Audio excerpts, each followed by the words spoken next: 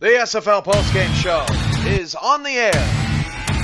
We welcome Lob Mob in the chat as we recap Thursday night of Week 10 action. Baltimore beats NYC 27-17. They are the North Division champs, improved to 7-3, and their opportunities to host a first-round playoff game get a huge boost as the DC Dragons upset the Dallas Roughnecks tonight 23-17. And Louisville hammers Cleveland 45-14. We'll update all of the playoff scenarios, tie-breaking procedures, and take your calls here on the SFL Postgame Show tonight. Open line 210-473-8428.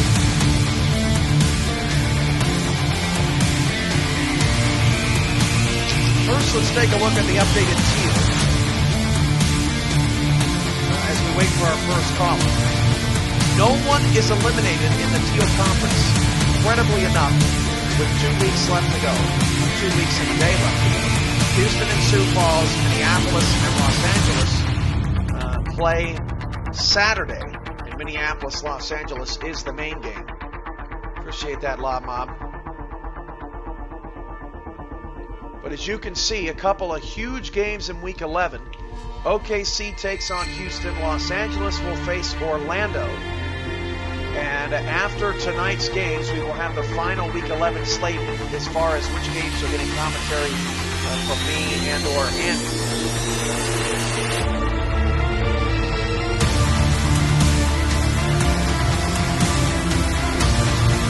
Tie-breaking procedures. Don't know, and I'm waiting to show teasing the great comments later in the show. Playoff tiebreakers. First tiebreakers head-to-head, obviously. If two teams or more are tied head-to-head, meaning if there's 3 teams, they all beat each other. There's no clear winner. Or 2 teams split a season series. Then it goes to season points.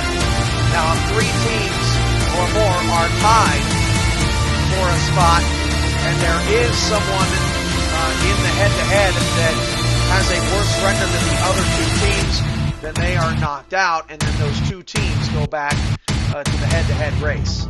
So there's some clarification on those tiebreakers.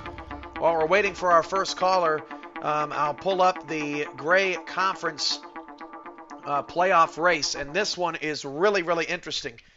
Baltimore, actually, and my apologies to the Crabs, as I have not updated their victory yet over the Sailors. There you are, 7-3. They now are 2 games ahead of Dallas for that second seed with 2 games to go. They would have to lose out. Dallas would have to win out to get the number 2 seed and host Baltimore for the playoffs. So a disastrous night for the Roughnecks as they lose, and Baltimore comes from behind and wins on the road. But the Dallas right now is pretty much in the 3rd seed. They beat Queens. Actually, Dallas would be either the 3 or the 2 seed because they did beat Queen City last week in the head-to-head. So Dallas has secured not playing Louisville in the first round.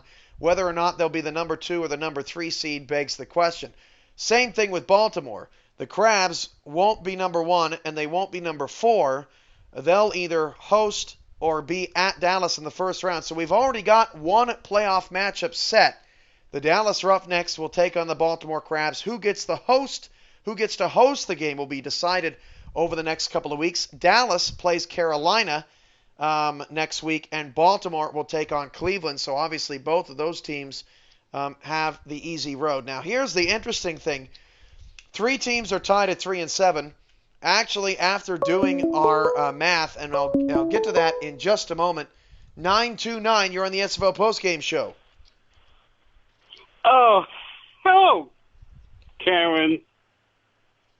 This is Daley Holder from Baltimore. How you doing, Daley? Great. How about you? I'm good. You didn't have any catches tonight, but Baltimore got the win. You got to think eventually the Crabs are gonna get you going because you're on a pretty good squad this year, right?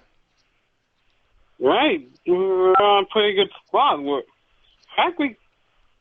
we could be the ones that can beat Louisville. Yeah, I'm just saying, because, well, yeah. What I'm saying is that we're a team that could go deep into the playoffs this year.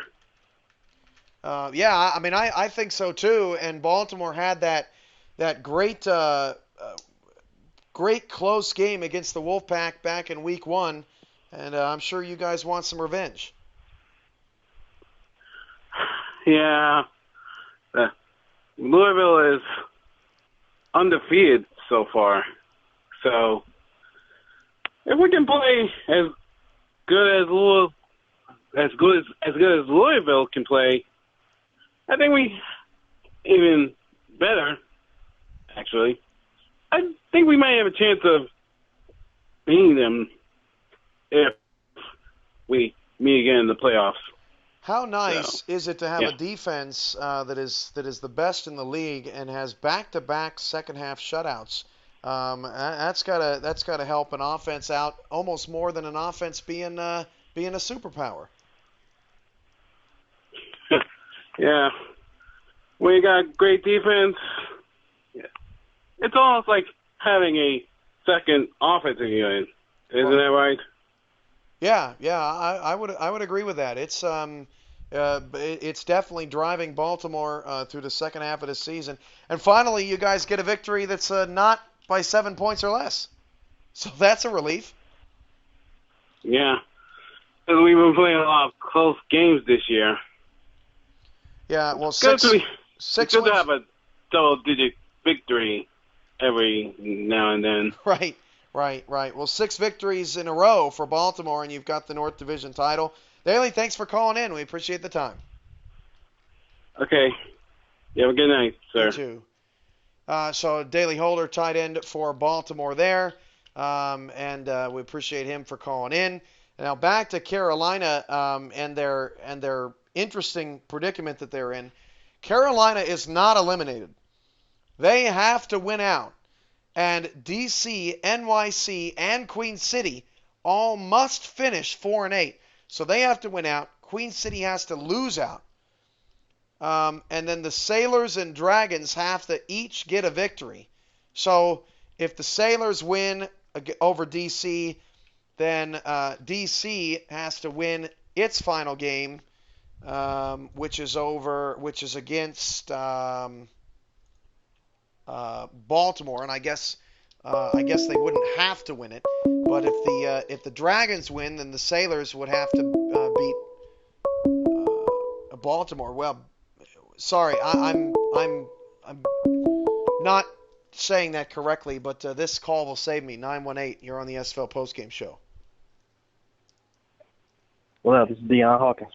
Hey, Dion. Hey, can you do me a favor and take the wheel on these Grey Conference playoff scenarios for me? Because I just royally botched them, and it's not fair. Yeah, I have no idea. I called on my phone. I ain't even from my laptop, so I just know it's like a three-way tie or something for who gets to play you or Louisville.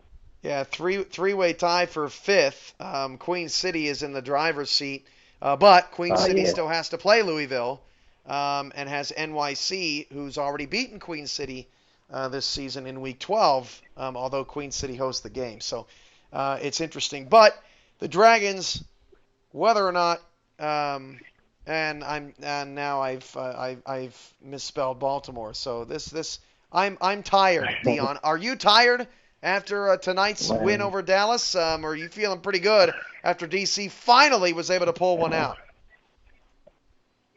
I'm exhausted with the unknown. Like, it's ridiculous. Like, even with a game when we were clearly in the driver's seat, we still almost lose it about 3 or 4 different times just on ourselves. Like, I have no idea what's going on. Like, we get all the way to the 1-yard line, and then we in shotgun, and we throw it directly to the defense. Good thing he didn't catch it.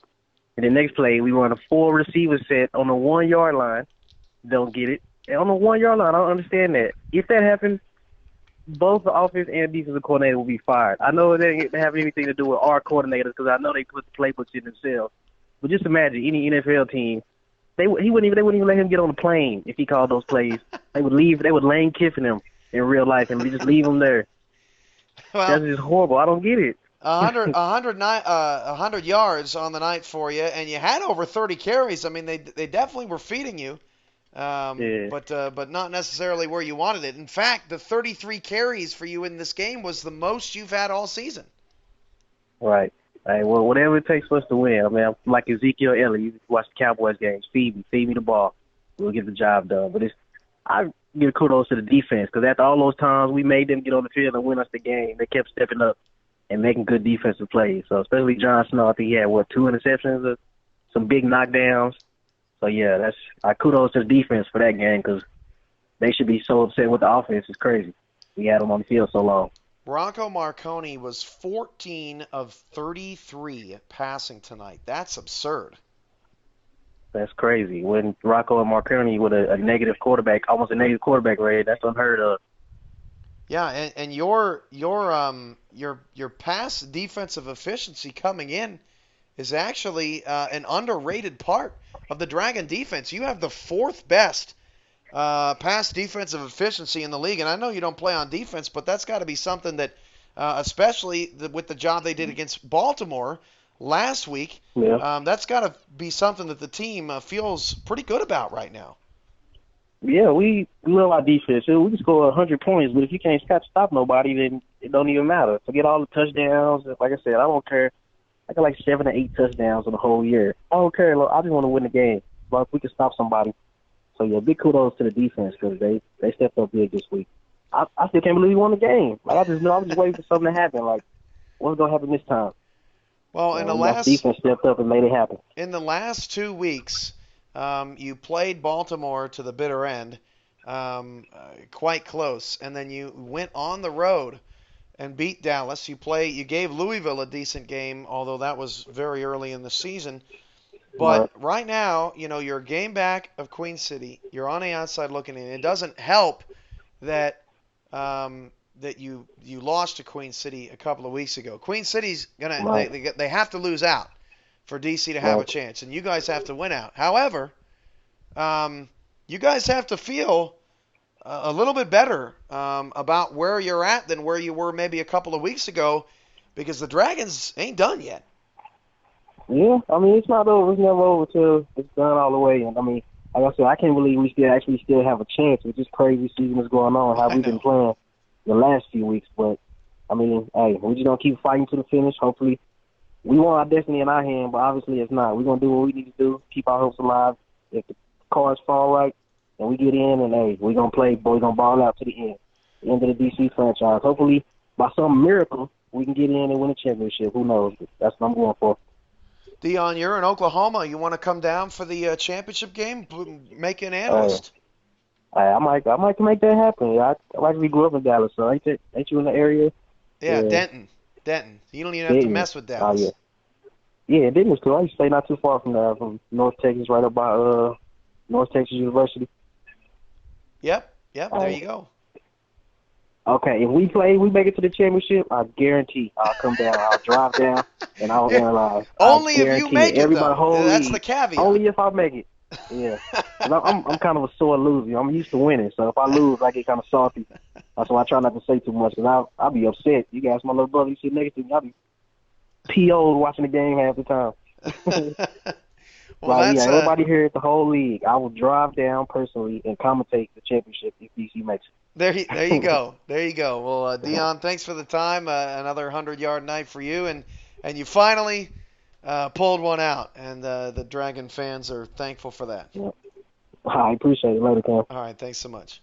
Dion Hawkins, running back of the DC Dragons there, 105 yards, 33 carries. Dallas did a pretty good job shutting him down, and there you have it. Dion Hawkins. He'll be here if DC can somehow, some way, get to 5-7, have Queen City lose out, win some tiebreakers, beat NYC next week. Obviously, they need that first and foremost. Beat Louisville in the first round, and then beat either Baltimore or Dallas. Hey, could happen. The fat lady has not sung yet, but you look at that that great conference. Clearly, Queen City controls their destiny. I also want to address if Queen City, NYC, and DC and or Carolina all finish in a 4-8 tie, which is possible. I'll get to that in a moment. 240, you're on the SFL Postgame Show. Good evening. Hey, Jermaine, how you holding up tonight? At least you come out of it with a win. Yeah, but I still got soft. I'm still salty about it, though. Well, I'm sure Steven is a little bit more salty about it. His quarterback had a terrible night, 14 of 33. That was partially, or that was a big reason why. It was because your defense, you knocked down 11 passes tonight, and you stopped them on 3 straight fourth downs in late in the fourth quarter. I don't know what's going on with the defense, but the Dragons' defense is turning things around. Well, they're like the 2000 Ravens. They're doing their job, and the offense is, too busy, holding their tallywhackers. I don't know. We do enough, but then for some reason, the offense decides, let's go against our logic and let's go in shotgun mode when it's 2nd and 2 and throw an interception. Or on the goal line, it's 2nd down and 1 and let's go in shotgun mode. That's fairly ridiculous. It doesn't make any sense at all. But defense did a hell of a job once again. They bailed us out like they've been doing all season long. These keep us in the games. And whatnot, they had 3 picks tonight. Like you said, 11 knockdowns, they 1 or 2 sacks. They did enough to basically cover the offense's backside. We knew that, I think the whole league knows how to despise fade routes. Everybody and their mothers are using them. And we knew Dallas would throw it every other play. And so it was okay, well, we were prepared for that. So that's what we did. Did you say tallywhacker? Yes. I couldn't say the D word, but that wouldn't be appropriate. I'm the president now. I can't curse anymore. You get me every time with the whole presidential. I don't know that even a president can say tallywhacker.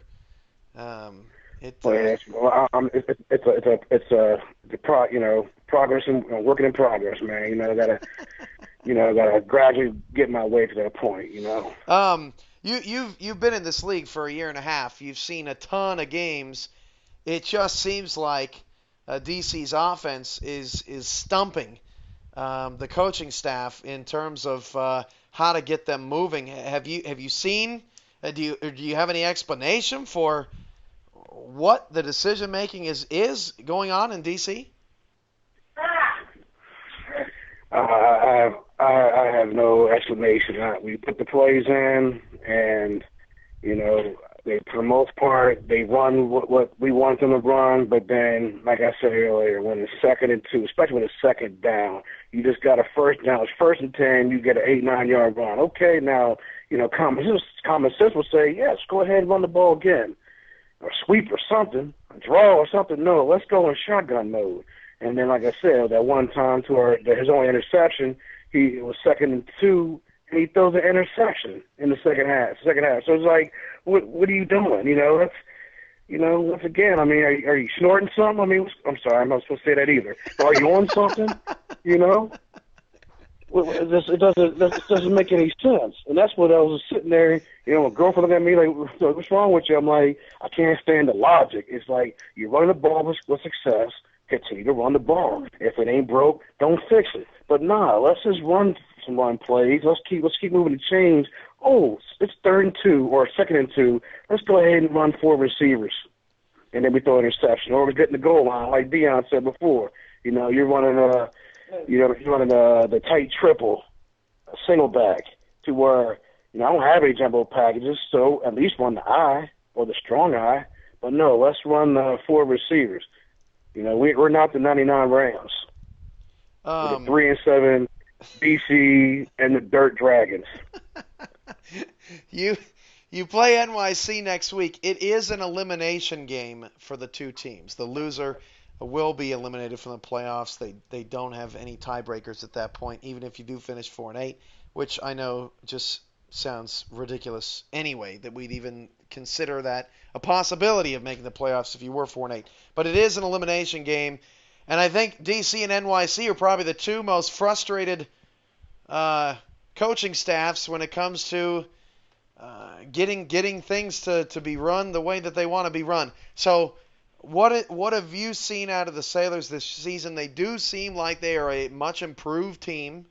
They're a 3-7 team that I think has just not been able to finish out games, which has been DC's problem up to this point, up to tonight. So what is the difference next week in your mind? Well, hopefully, since it's our last home game, maybe our last home game ever, so maybe our offense will decide to show out. I don't want them throwing all over the place. Once it gets around 150, 200 yards, I'll set one interception.